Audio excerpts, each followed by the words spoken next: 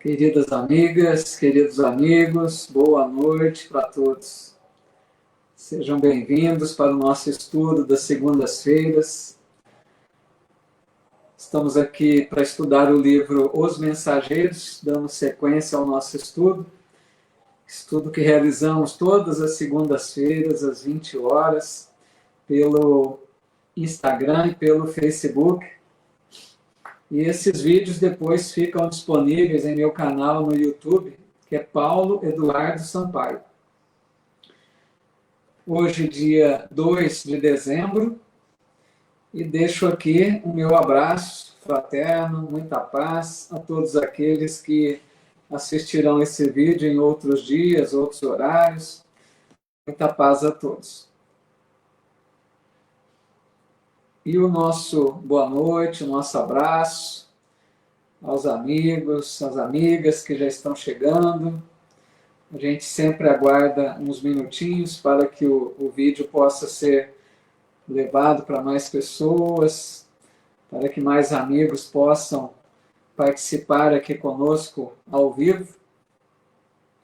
Hoje nós vamos estudar o capítulo 11, capítulo também muito interessante, que fala sobre um doutrinador, né? Pois que nós estudamos já vários casos aí de médiuns, né, que fracassaram na tarefa, e hoje veremos um doutrinador, né, o chamado dialogador, aquele tarefeiro da casa espírita que vai conversar com os espíritos que estão incorporados, né, aos médiuns, certo? E a gente vai ver um caso desse, de um treinador que foi preparado no mundo espiritual e fracassou na tarefa. Então aqui o nosso abraço, nosso boa noite, muito bem-vindos a Isabel Costa, aqui também conosco a Cida Baldan, muito boa noite, a Maria Boneberg, a Márcia Lima, aqui também a Loiva Carnot, a Sandra Paulino, a Edna Markovics, Silvia Guerra, Lucia Helena Sintra, a amiga Débora Medeiros, aqui no Insta também, a Bianca Brunelli, boa noite. E a todos, a Zuleide Carvalho, chegando aqui também, muito boa noite. E a todos que aí estão já conectados, sejam muito bem-vindos para mais essa noite de estudos. Tudo bem, Débora? Muito bem-vinda, viu?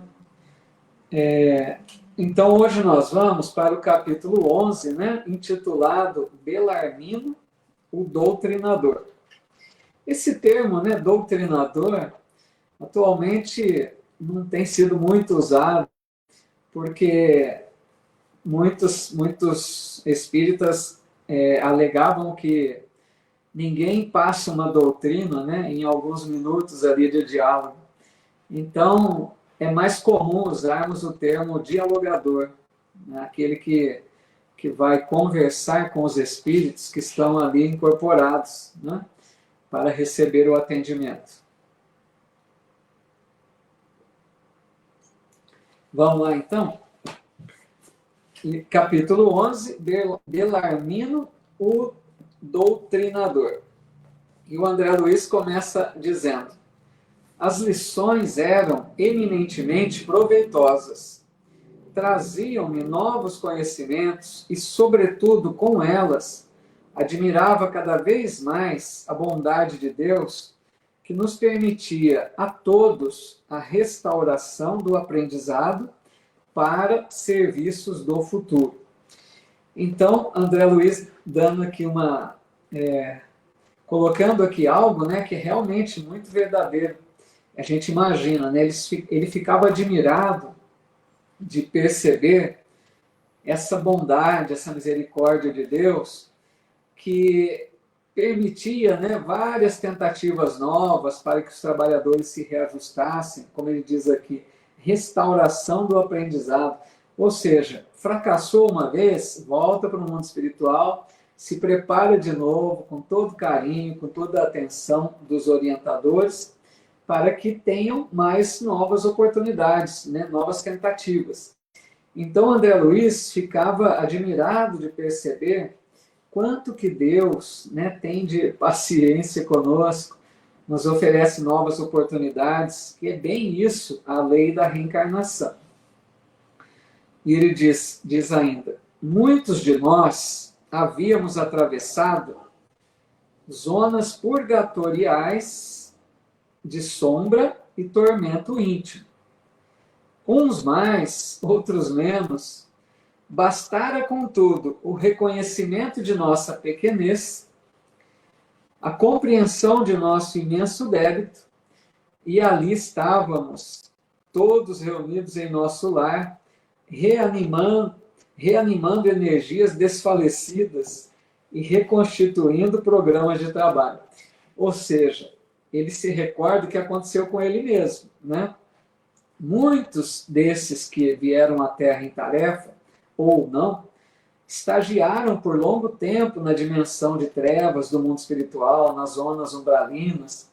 Então, ele diz que bastava, né, o maior movimento de transformação íntima, como ele coloca aqui, o reconhecimento de nossa pequenez, a compreensão do nosso imenso débito, quer dizer, bastava deixar um pouco de lado o orgulho e reconhecer o erro, reconhecer que precisava de auxílio, rogasse a Deus o seu amparo, que seriam atendidos.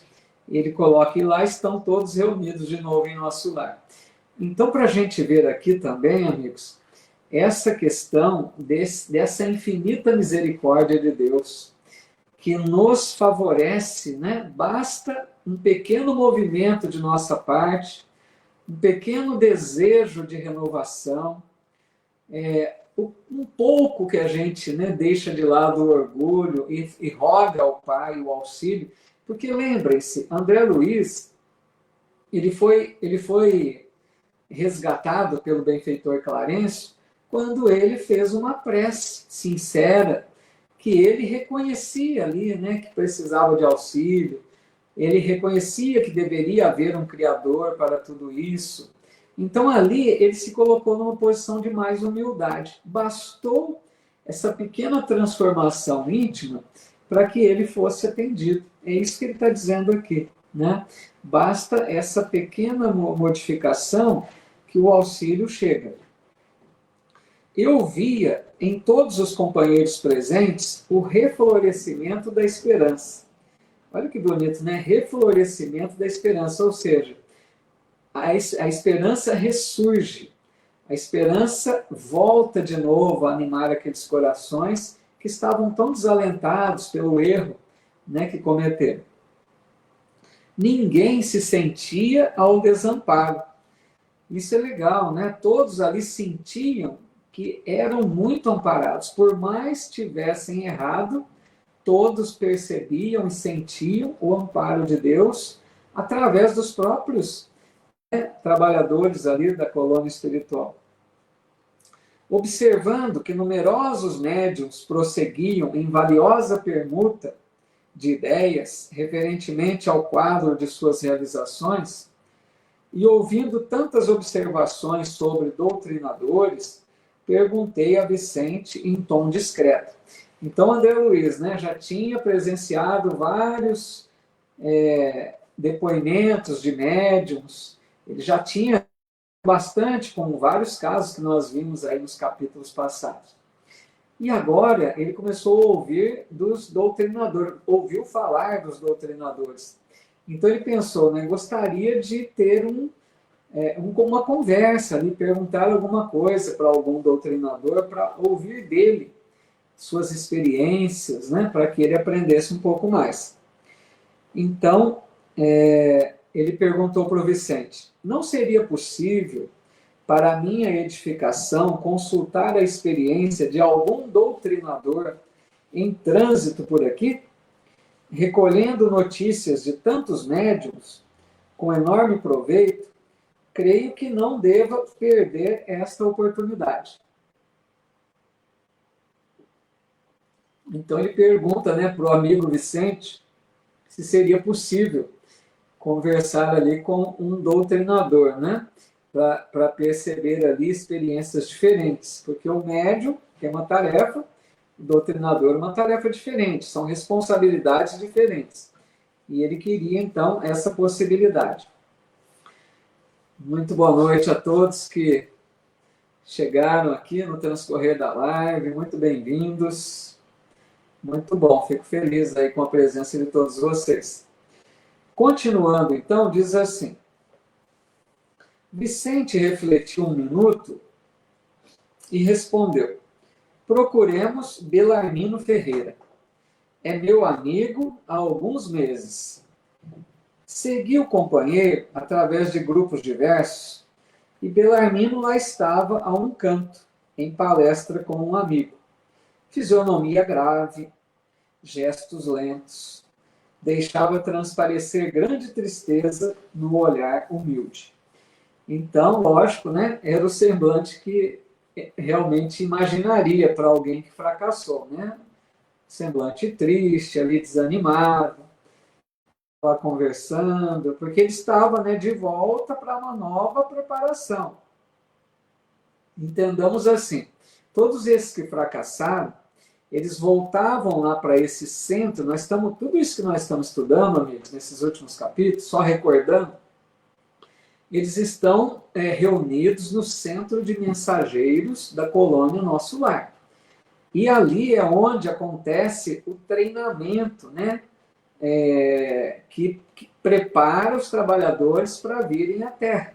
Então, esses que fracassaram voltavam de novo para esse mesmo centro de treinamento para fazerem ali, vamos dizer assim, uma reciclagem, né?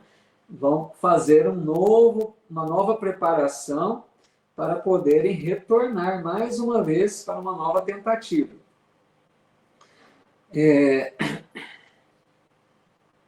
Vicente apresentou-me afetuoso, dando início à conversação edificante. Após a troca de alguns conceitos, Belarmino falou comovido. Com que então, meu amigo, deseja conhecer as amarguras de um doutrinador falido? A pergunta dele, né, parece assim, quando André Luiz estava meio que na curiosidade, né?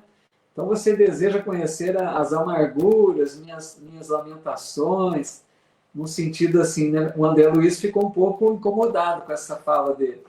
E o André Luiz disse assim: não digo isso, obtemperei a sorrir.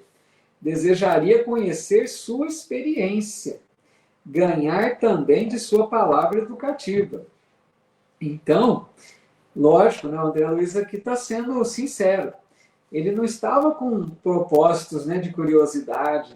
Ele queria aprender com a experiência, mesmo que de fracasso, né, do Belarmino, mas ele queria aprender com ele, o que ele poderia contribuir, né, com a sua história para o aprendizado aí de André Luiz, né, já pensando, ou melhor, preparando tudo isso para ofertar a nós, como ele fez através dessa série maravilhosa, né?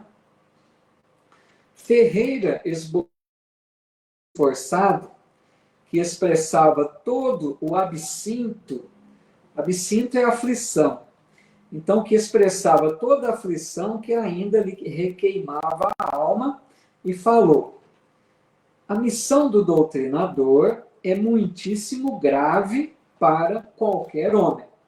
Começamos aqui já o relato dele, né, sobre a sua tarefa, sobre o seu fracasso. Primeira frase que ele fala, amigos, é bastante importante para a gente pensar. A missão do doutrinador é muitíssimo grave para qualquer homem. Ou seja, pensemos, amigos, qual que é, né, em poucas palavras, a missão do doutrinador ou dialogador? Esse tarefeiro traz a tarefa de levar o ensino, né, orientações do Evangelho e da doutrina espírita para os espíritos necessitados, para os espíritos que ainda estão em trevas, que estão ali com algum problema. Então, esse dialogador ou esse doutrinador, ele vai falar dos ensinos do Cristo. Ele vai falar dos ensinos morais, da moral cristã. É uma tarefa importantíssima, porque ele precisa conhecer muito também para poder compartilhar, certo? Por isso que ele começa dizendo, é uma tarefa, é muitíssimo grave, né, a missão. No sentido assim, é uma responsabilidade muito grande, porque ele precisa saber o que dizer, como ensinar, porque o doutrinador ele precisa ter também um lado ali meio que psicológico, né? Como orientar aqueles que estão ali mais necessitados. Não é simplesmente jogar para fora todas as verdades que ele conhece. Ele precisa ter habilidade de transmitir de uma forma que toque o coração, que renove, né, aquela pessoa que está ali recebendo o seu auxílio. Querida amiga Rocha Forte aqui no Face, tudo bem, Rocha? Que saudade, viu? Passando para deixar um abraço legal. A Rocha, que é lá da Sociedade Espírita Irmã Lavínia, de BH, muito bom. Um abraço, viu, Rocha, a todos aí da Sociedade Espírita Irmã Lavínia. Obrigado aí pela passagem por aqui, né? Um abraço também a você, viu? E o nosso boa noite a todos que aqui estão também, que estão chegando. Sejam todos muito bem-vindos.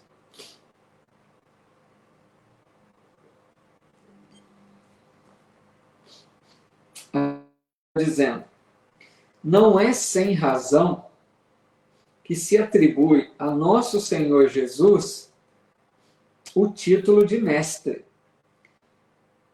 Então, outro ponto aqui importante, não é sem razão que se atribui a Jesus o título de mestre.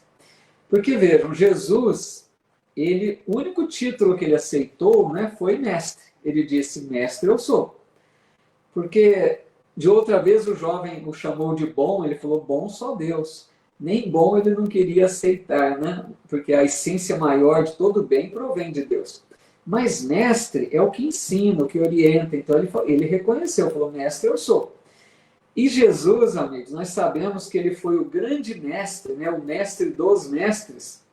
Por quê? Ele aliava a sua fala à vivência daquilo que ele ensinava. Porque existem muitos orientadores, né? Muitos que divulgam alguma mensagem, mas que têm bastante eloquência, mas não têm vivência daquilo que prega. Então Jesus é conhecido pelo grande mestre que é, porque ele viveu tudo aquilo que ele ensinou, né? Jesus ensinava com palavras, mas também com as suas atitudes, né? Olá, Ruth Diogo aqui no Facebook, muito bem-vinda, viu? Olá, Renata, tudo bem? Boa noite, viu? Aí, continuando, ele diz assim,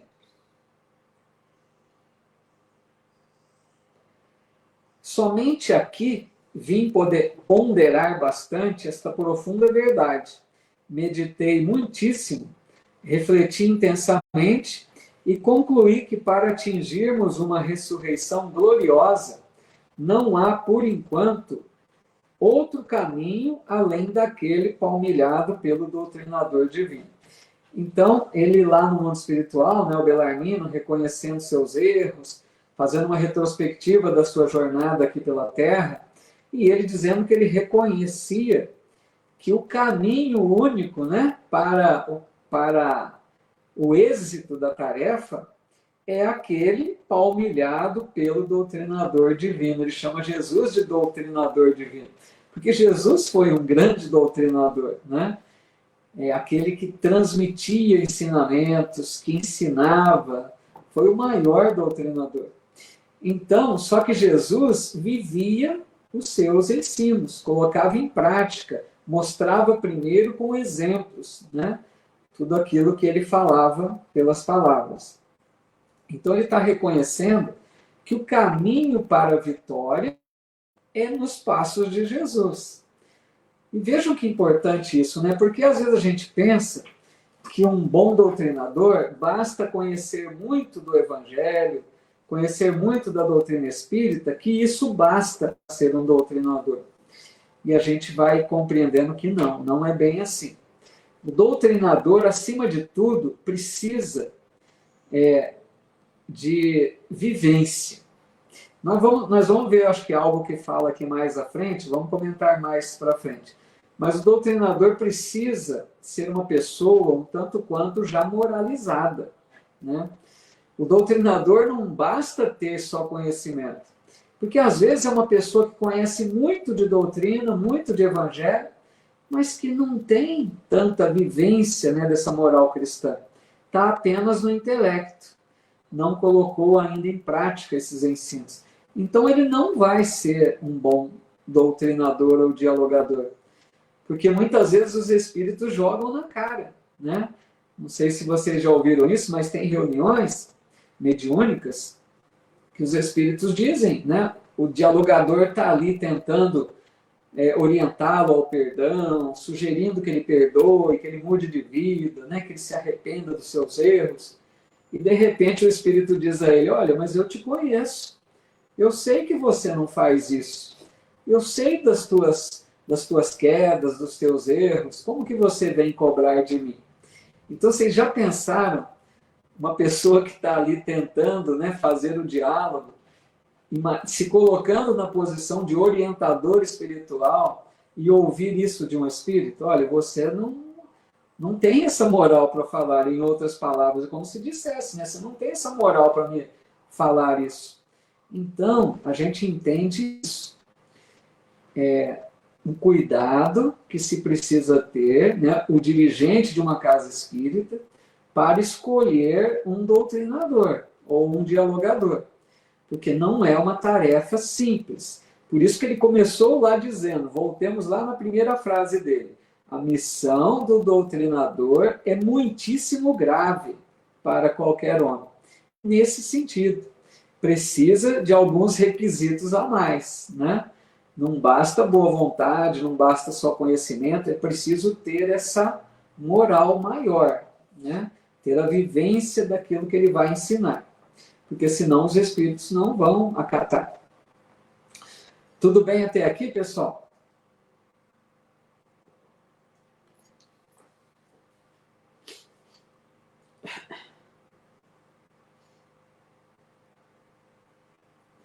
Margarida Pires está dizendo que tem horas que não aparece falando, aparece o escrito.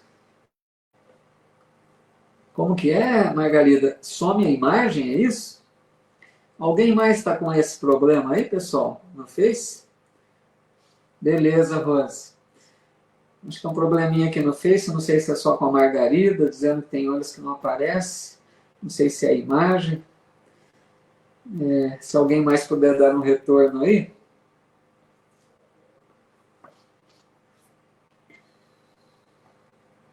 Obrigado, Bianca. Então, a Bianca está dizendo que está normal, a Ruth também. Então, Margarida, se persistir esse problema, tenta desconectar e conectar de novo, pode ser que resolva. Ah, tá, na Lúcia está dizendo que está dando umas travadinhas rápidas. Às vezes a internet, né, a Loiva também.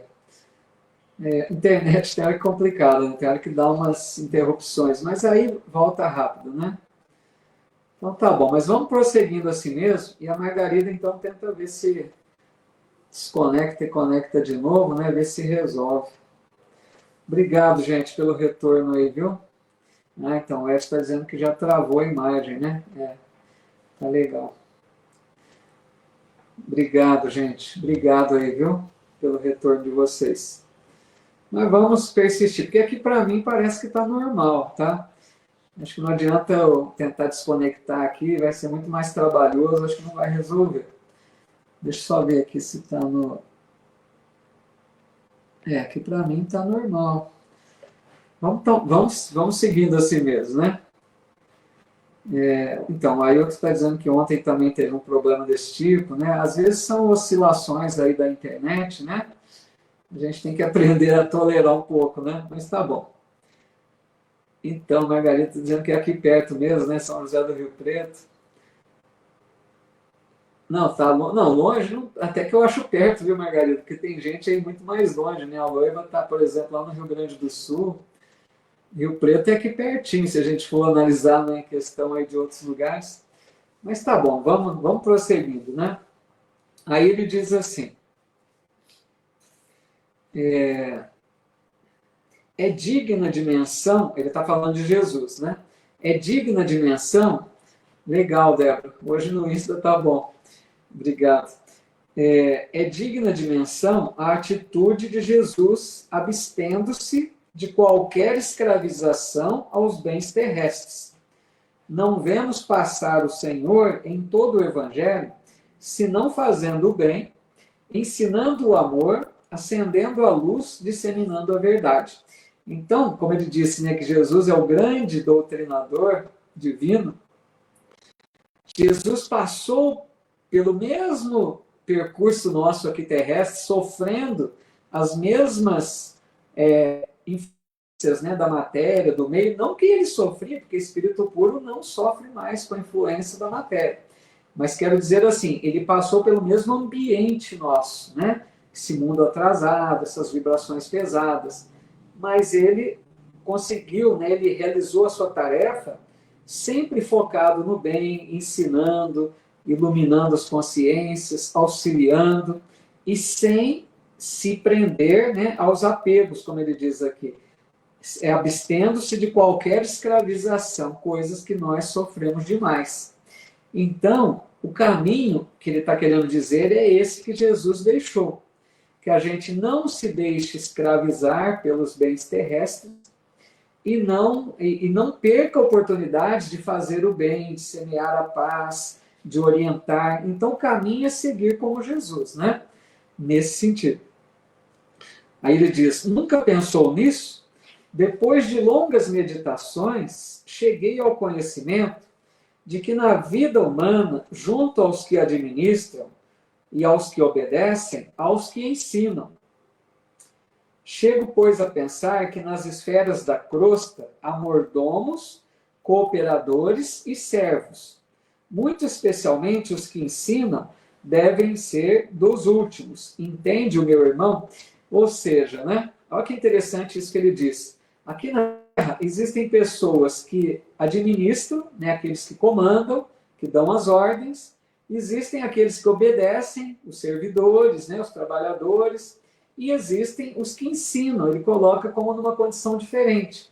Ele nem administra e ele nem obedece, vamos dizer. Ele está na condição de ensinar. E ele diz que, mesmo que é um caso à parte, ele deve ser o servo de todos. Né? Ele coloca aqui, deve ser dos últimos. Então, aquele que tem uma tarefa de instruir, de orientar, de ensinar, deve se considerar o servo de todos, né? O maior servidor, no sentido assim de se doar, né, para iluminar outras consciências. No caso aqui, falando do doutrinador, que numa reunião mediúnica é o que orienta, é o que ensina. Então ele deve ter a humildade, né, de um servo, como Jesus dizia, o maior no reino dos céus é servo de todos. E aí ele diz: assim, havia compreendido perfeitamente, diz André Luiz. A conceituação de Bellarmino era profunda, irrefutável. Aliás, nunca ouvira tão belas apreciações relativamente à missão educativa. Após ligeiro intervalo, continuou sempre grave. Aí agora, amigos, ele vai começar a falar do seu problema, da sua queda, por que foi que ele fracassou, certo? Ele diz assim: há de estranhar certamente, tenha eu fracassado, sabendo tanto. Minha tragédia angustiosa, porém, é a de todos os que conhecem o bem, esquecendo-lhe a prática. Olha que frase muito coerente, né? Ele diz assim para o André Luiz: você pode estar estranhando que eu tenha fracassado, conhecendo, porque ele colocou aqui conceitos, né, interessantes, um conhecimento assim profundo. Então ele diz que o André Luiz poderia imaginar que como que ele errou se ele conhecia tanto. Aí ele explica, a tragédia dele foi justamente conhecer bastante e não praticar aquilo que ele sabia, que ele conhecia. Então ele tinha muita teoria, mas não tinha prática, aquilo que comentamos um pouquinho já atrás, né?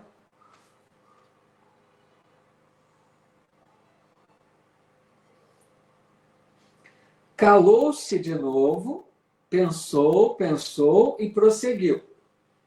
Faz muitos anos, saí de nosso lar com tarefa de doutrinação no campo do espiritismo evangélico. Então ele também, né, foi da colônia, veio para a colônia, preparado, né, veio para a tarefa. Minhas promessas aqui foram enormes, iguais aos outros, né? Igual aos outros. Prometiam muito. Minha abnegada Elisa dispôs-se a acompanhar-me no serviço laborioso. Ser-me-ia companheira desvelada, abençoada amiga de sempre. Então, mais um aqui tarefeiro que contaria com a colaboração da esposa. Porque nós já vimos aqui, né, tarefeiros que não se casaram, outros que se casaram e reclamaram do cônjuge, outros que se casaram e dependiam muito do cônjuge. Então, assim, tem de tudo, né? E esse daqui também dizendo que veio, né, com o compromisso com Elisa, essa que seria sua esposa, e ela vinha como uma auxiliar para o seu trabalho. Às vezes a gente não percebe isso aqui, né?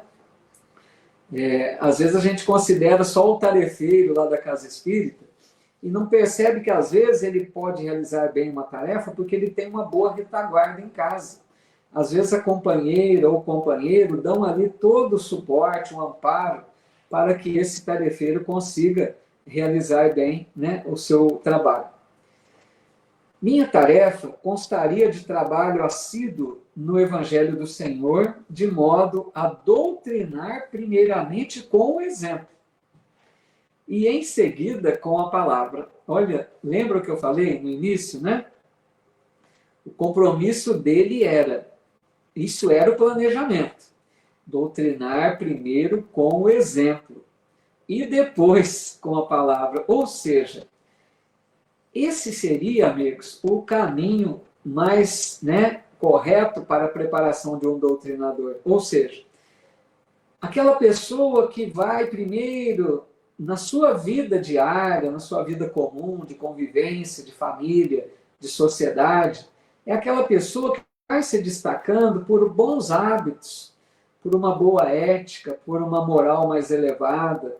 A gente observa aquela pessoa que já tem comportamentos um tanto quanto acima da média, aquela pessoa mais, né, responsável, amorosa, aquela pessoa que respeita o semelhante. Isso seria já o começo do trabalho. Não, ele nem estaria ainda ligado com uma tarefa mediúnica. Seria a própria vivência dele, né, na reencarnação.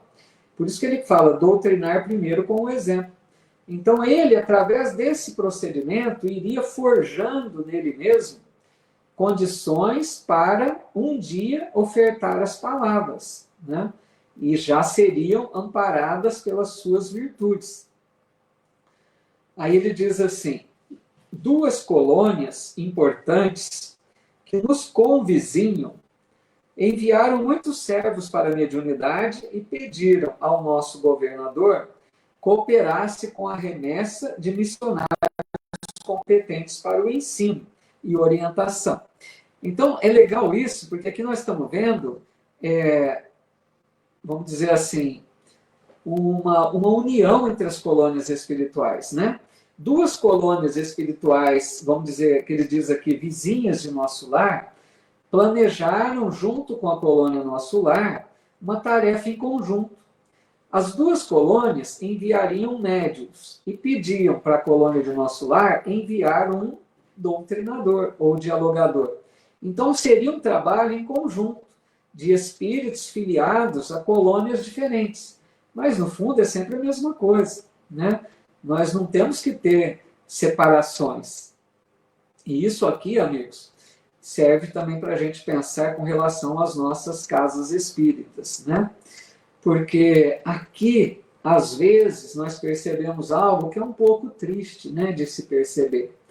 Às vezes, aqui na Terra, nós vemos uma certa, vamos dizer assim, uma certa separatividade, né, entre as casas espíritas. A gente vê grupos que ficam só ali, né, na sua própria casa, não tem interação com outras, parece que são exclusivos daquela casa, só frequentam aquela casa, não colaboram com outras casas. Então, isso aqui é um exemplo para a gente ver quanto que nós precisamos, ao máximo, né, conviver entre as casas espíritas. Não é para a gente dizer eu sou dessa casa ou eu sou daquela casa. Né? Eu imagino assim, a gente deveria... tudo bem que nós temos uma casa que de repente nos dedicamos mais, né? Mas não nos darmos a uma casa. A gente precisa ter essa interação maior, né? Essa harmonia, essa união entre as casas espíritas, para que a gente não se feche apenas naquele núcleo, né? A gente tem ali uma convivência maior entre... Né? Nós somos todos espíritas, amigos. Eu não sou espírita do centro tal. Eu sou espírita, frequento aqui, frequento ali. Né? O importante não é a casa, o importante é a doutrina. Que a gente tem um pouco mais dessa boa convivência, né? Dessa união maior entre as casas também, penso eu.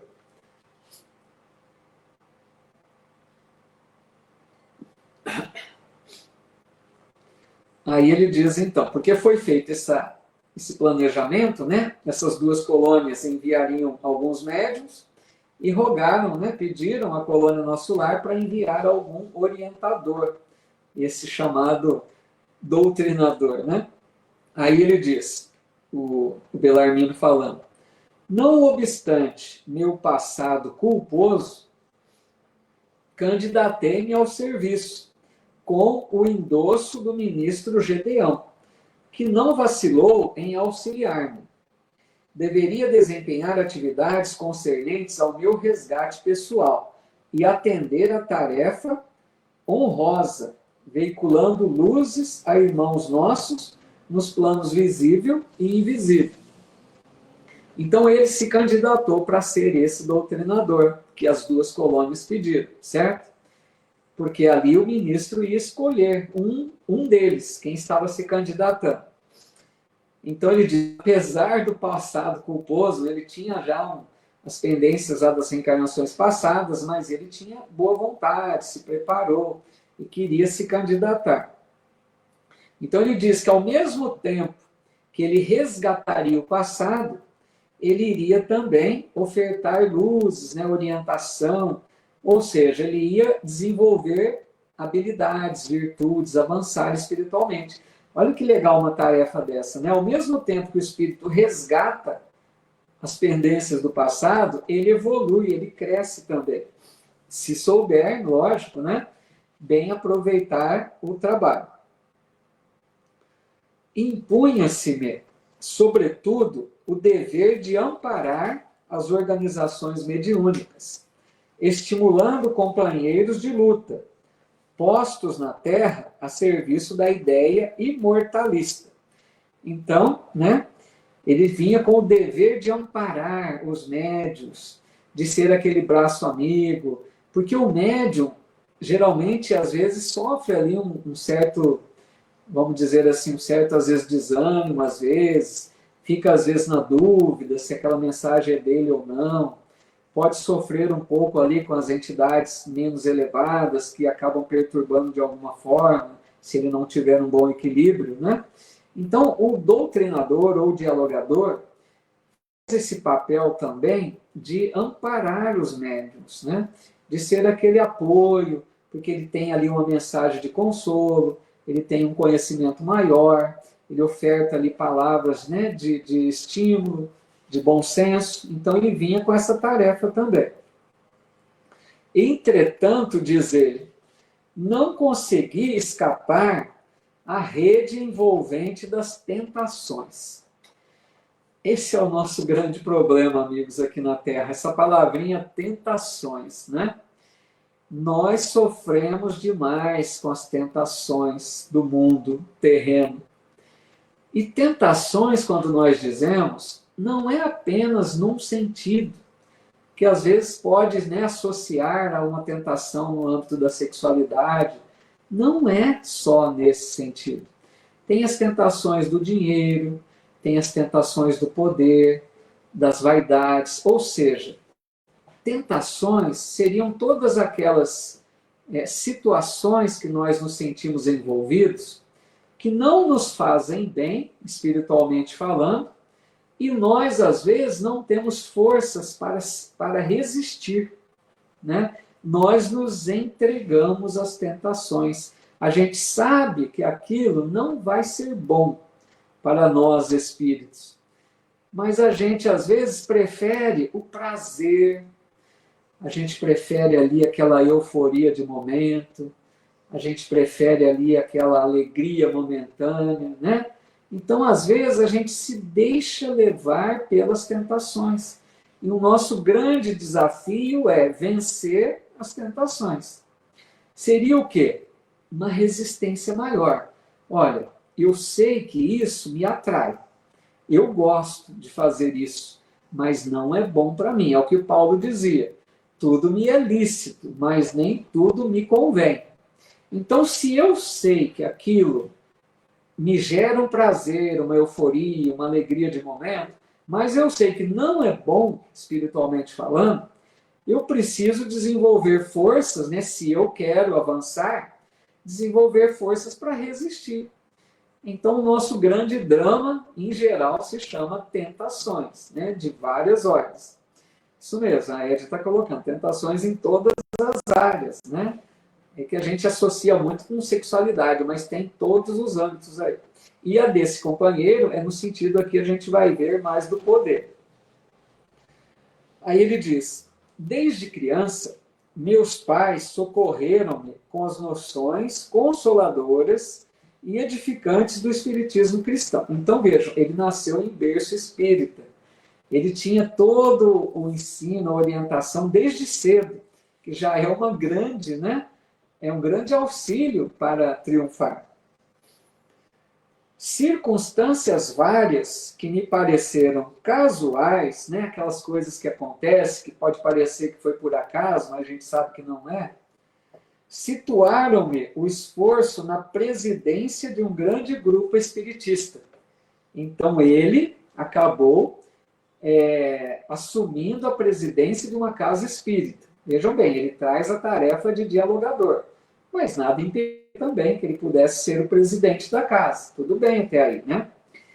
A Carla Martins colocando, somos colocados às provas em todos os momentos. É bem isso mesmo, cara.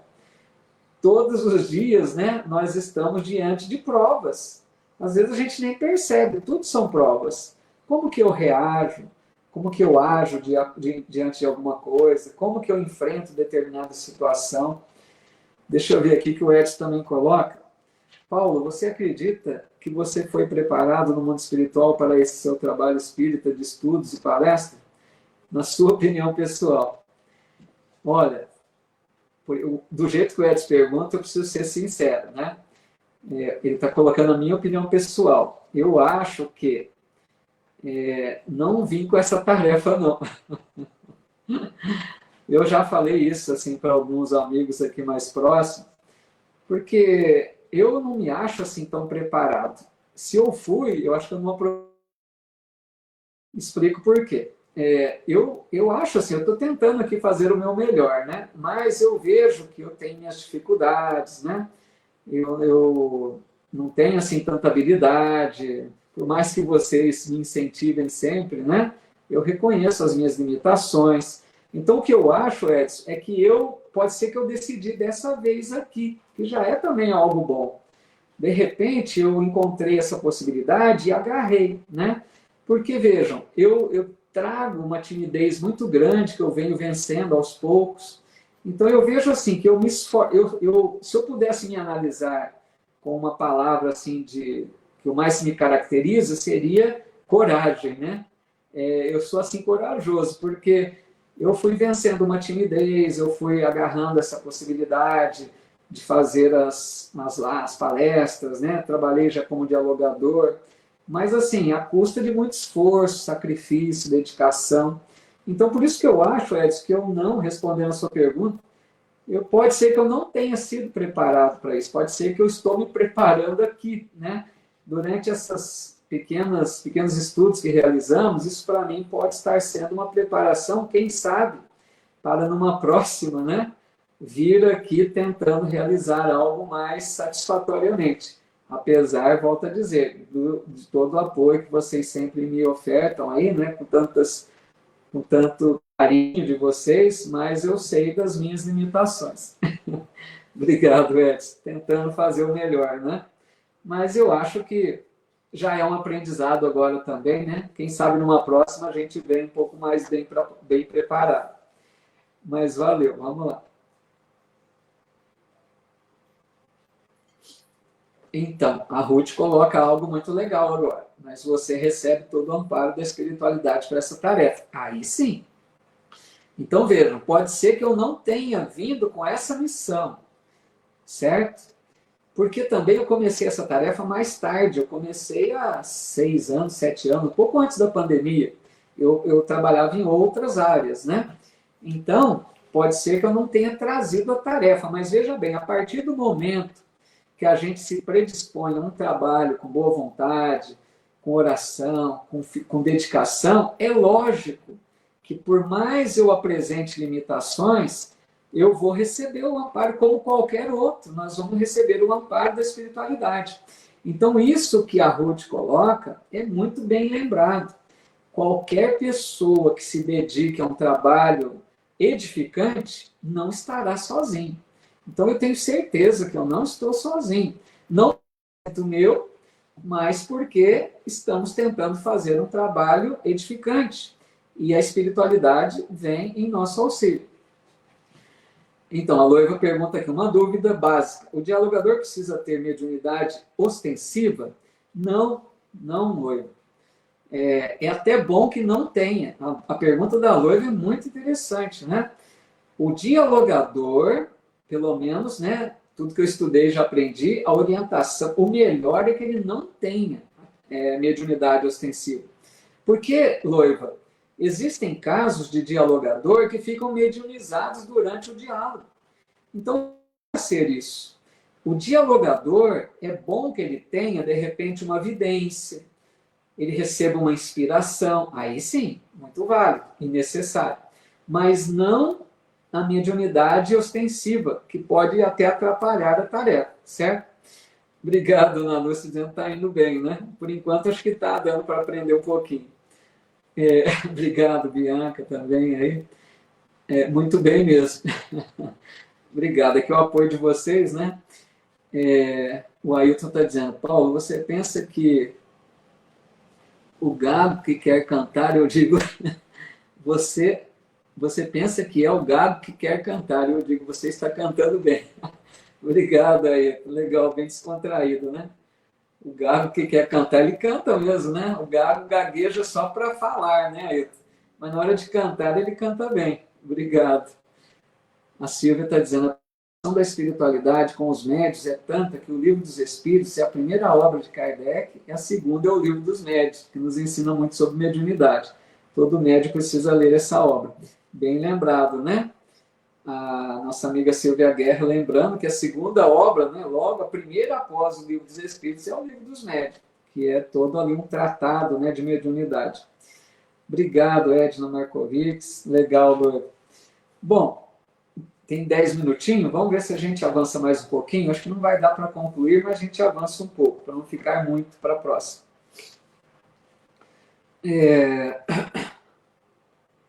Paramos lá nas tentações, né? Aí ele falou desde criança que ele foi preparado e tal, assumiu a presidência da Casa Espírita, certo? Ele era presidente.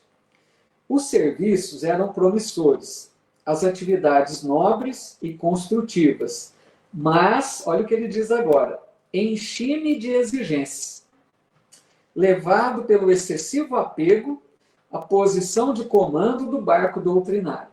Então, de posse, né, de uma autoridade, que, olha, amigos, esses são, né, como nós já dissemos, alguns dos problemas que nos perturbam. Tem até uma fala que diz, né, se quer conhecer a pessoa, dá-lhe o poder. Então, ele assumiu a presidência e aquele posto, né, já mexeu ali com ele, porque ele começou a se sentir, né, um certo abuso do poder. Começou a ser exigente, ele está dizendo. Excessivo apego à posição de comando. Sabe aquela pessoa que sobe a cabeça, né, como a gente diz? Começa a se sentir poderoso, influente, achar que ele sabe mais que os outros, e ele foi se deixando levar por um lado de muita exigência, que ele vai explicar agora. 8 médiuns extremamente dedicados ao esforço evangélico ofereciam-me colaboração ativa. Contudo, procurei colocar acima de tudo o preceito científico das provas insofismáveis. É isso mesmo, Edson. Então ele tinha 8 médiuns, amigos, que eram médiuns assim valorosos, dedicados, né? Esforço evangélico, como ele diz, eram médiuns sérios, né? Sabe aquele médium que a gente pode contar? E ele diz: procurei colocar acima de tudo o preceito científico das provas. Sabe aquela pessoa que começa a duvidar das comunicações mediúnicas, que é um grande problema que a gente enfrenta também no movimento espírita, né? A duvidar das comunicações, queria provas para ver se tal espírito que estava se comunicando era aquele mesmo. Sabe aquela coisa de começar a criar situações para provar a veracidade das comunicações? Aí ele diz: cerrei os olhos à lei do merecimento individual. Ouvirei os imperativos do esforço próprio e, envaidecido com os meus conhecimentos do assunto, comecei por atrair amigos de mentalidade inferior ao nosso círculo, tão somente em virtude da falsa posição que usufruíam na cultura filosófica e da pesquisa científica. Quer dizer o quê? Ele começou a dar possibilidades de tipo de um cientista, né, de um filósofo, se envolver com a reunião mediúnica. Traziam esses amigos, né, da ciência, no sentido assim porque ele considerava essas pessoas intelectuais, né, conhecedores, para que pudessem comprovar ali, testar, vamos dizer assim, a veracidade das comunicações. Ele foi perturbando, né, o ambiente da casa espírita, que nós sabemos a importância do cuidado que se tem que ter com um grupo mediúnico.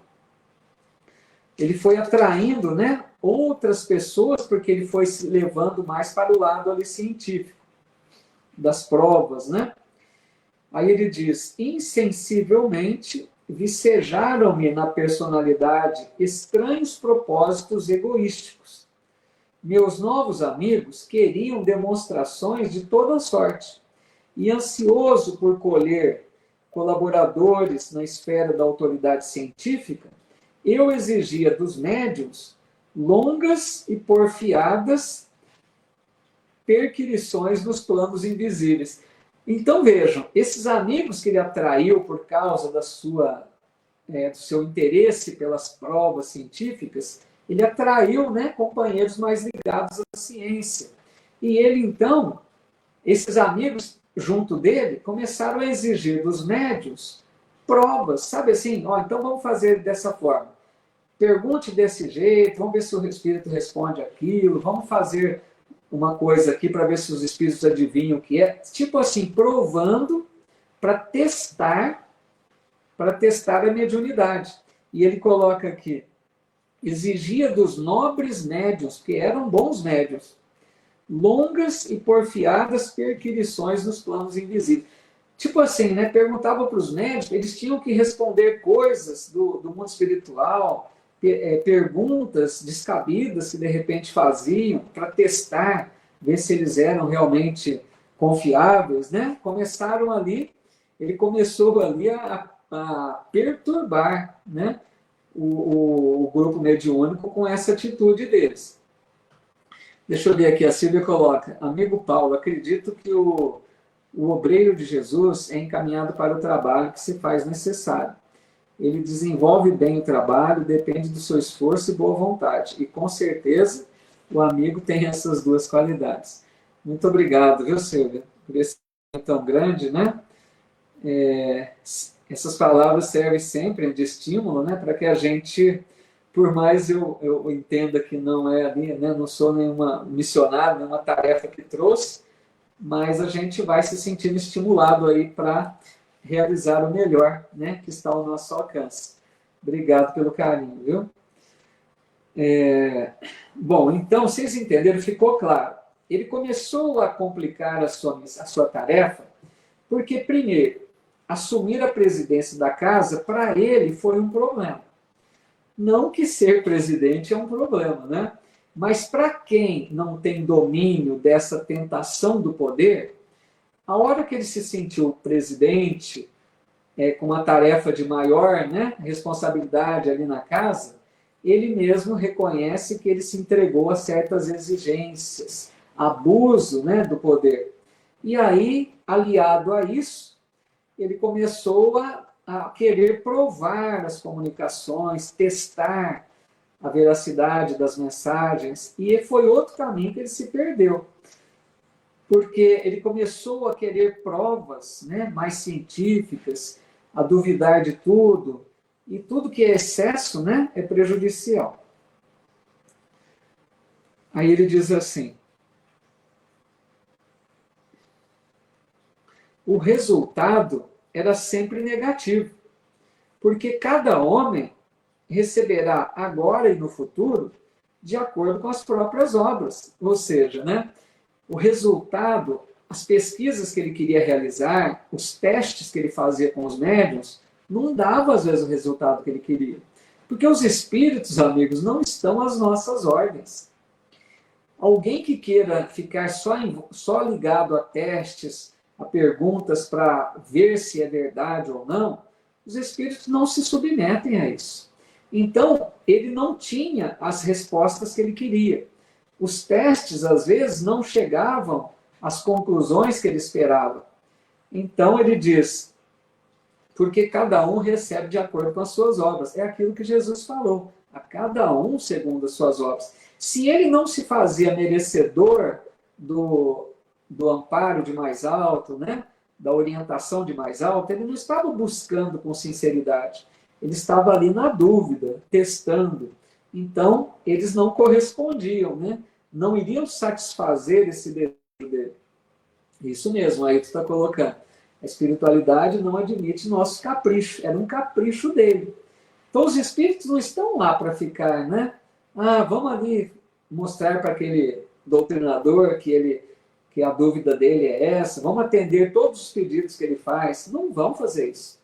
Os espíritos não se submetem. Porque Jesus ensinou isso também, né? Lembre-se, lá na época de Jesus, quantos diziam para ele: então faz um milagre aí, mostra um sinal nos céus. E ele nunca se submeteu a isso, né? O que ele fazia era mais do que prova para tudo. Então os espíritos também não se submetem aos nossos caprichos. Aí ele diz: isso me irritava. Porque ele queria, né, a comprovação, os testes dele, ele queria ali que mostrassem que era verdade. Isso me irritava. Instalou-se a dúvida em meu coração, devagarinho. Perdi a serenidade do outro tempo. Comecei a ver nos médiuns que se retraíam aos meus caprichos, companheiros de má vontade e de má fé. Prosseguiam nossas reuniões, mas da dúvida passei à descrença destruidora. Então ele começou duvidando e foi agravando mais, passou à descrença destruidora. Então ele foi se comprometendo cada vez mais, perdendo a grande possibilidade de atuar como dialogador, né? E atrapalhando completamente ali a sua missão. Pessoal, nós vamos parar por aqui. Quem está com o livro aí, senão a gente vai passar de 1 hora, eu não gosto de abusar muito do horário. Nós vamos ficar nesse parágrafo aqui, ó. Não estávamos num grupo de intercâmbio entre o visível e o invisível. A gente para aqui, porque na próxima semana é só um restinho que faltou e a gente entra no capítulo 12, a palavra de Monteiro. Tá legal? Então a gente fica por aqui hoje. Deixa eu dar um recado antes que eu esqueça.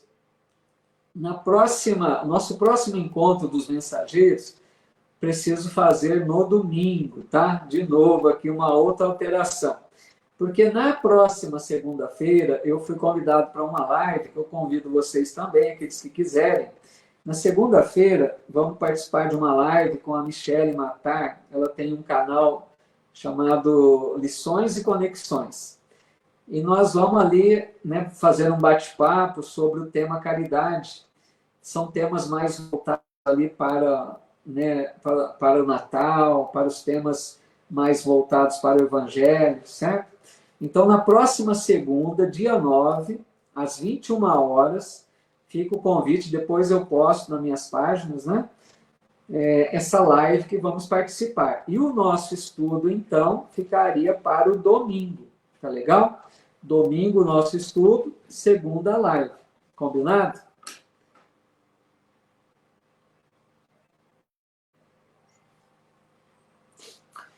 Legal, então. Muito obrigado, amigos e amigas, pela companhia de todos, pela participação, sempre tão atuantes aqui conosco, colaborando bastante com o nosso estudo. Obrigado pelo carinho de sempre. Que Jesus, nosso Mestre, nos abençoe a todos. Nossa gratidão a Jesus, aos bons espíritos que nos auxiliam sempre, que nos amparam, né? Nos incentivam tanto para o aprendizado. Obrigado aqui a Ailton, Bianca, Edson, a todos. Quantas mensagens sempre tão fraternas, a Ruth, o Bruno Bronzato. Tudo bem, Bruno? Ana Lopes aqui também, a Márcia Lima, a Zuleide dizendo, tomara que não esqueça novamente. Eu vou postar, viu, Zuleide? Tenta assim, depois a gente vai mais próximo, né? A gente posta lá lembretes aí, né? Do estudo domingo e da live segunda, tá bom?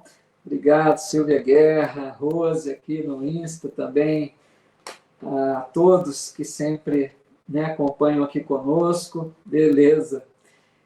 Muita paz, que Jesus nos envolva a todos com seu imenso amor, que todos nós nos sintamos amparados por esses amigos, que os benfeitores espirituais possam visitar os lares mais carentes, aqueles lares onde existem expiações mais severas, provas mais ásperas.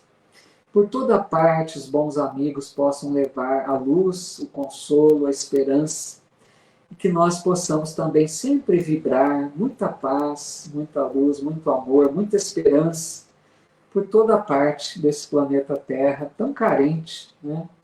Que nós possamos sempre orar por aqueles que mais necessitam, colaborando assim também para uma condição melhor de todos. Tá legal?